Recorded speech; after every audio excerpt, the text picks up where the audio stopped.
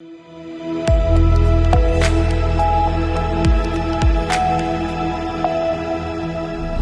फिर यूपी में प्रदेश अध्यक्ष की जिम्मेदारी संभालेंगे केशव मौर्य? जानिए केशव के एक ट्वीट से कैसे मची बीजेपी में खलबली। देखिए क्यों संगठन को केशव ने बताया सरकार से बड़ा।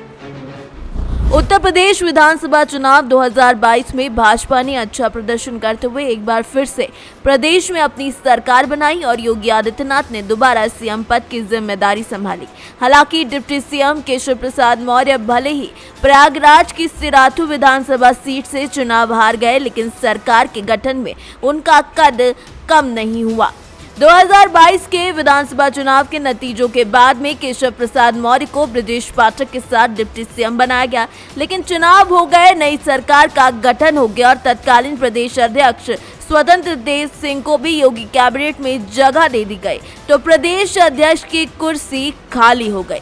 बीते कई महीनों से प्रदेश में नया अध्यक्ष बनाए जाने को लेकर कई बड़े नामों पर चर्चा हुई है। इसमें सबसे पहला नाम पूर्व डिप्टी सीएम दिनेश शर्मा का सामने आ रहा है, तो वहीं केशव प्रसाद मौर्य और ब्रजेश पाठक की दिल्ली में हुई राष्ट्रीय अध्यक्ष जेपी नड्डा से मुलाकात के बाद कयास लगाए जा रहे हैं कि क्या केशव प्रसाद मौर्य को पार्टी एक बार फिर से प्रदेश अध्यक्ष के पद की जिम्मेदारी दे सकती है। इससे पहले 2017 के विधानसभा चुनाव के दौरान प्रदेश अध्यक्ष पद की जिम्मेदारी केशव प्रसाद मौर्य संभाल चुके हैं। दरअसल बीते दिन जब गाजियाबाद में ब्रज और पश्चिम क्षेत्र की संगठनात्मक बैठक का आयोजन किया गया, तो इससे बीजेपी के नवनियुक्त प्रदेश महामंत्री संगठन धर्मपाल सिंह ने अपनी नई पारी की शुरुआत की।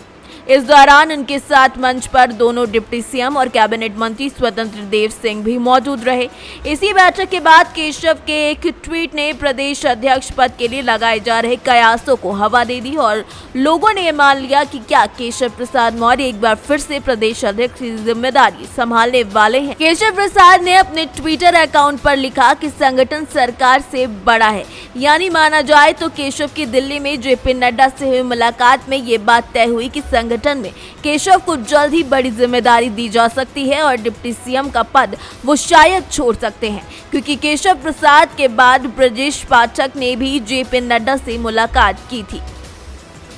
लेकिन केशव प्रसाद मौर्य यूपी की राजनीति में ओबीसी का एक बड़ा चेहरा भी माने जाते हैं और पार्टी में नए प्रदेश अध्यक्ष के लिए ऐसे ही चेहरे की तलाश है जो लोगों के बीच लोकप्रिय और अनुभवी भी हो और संगठन के काम का उसे अनुभव भी हो। इसके अलावा बीजेपी चुनाव में टिकट देने से लेकर पार्टी पदाधिकारियों को जिम्मेदारी देते वक्त भी कास्ट फैक्टर पर खासा ध्यान देती है, इसीलिए ओबीसी वोटरों को साधने के लिए केशव प्रसाद फिट बैठते हैं। इसके अलावा पार्टी का शीर्ष नेतृत्व ब्राह्मण और दलित चेहरे पर भी विचार कर रहा है।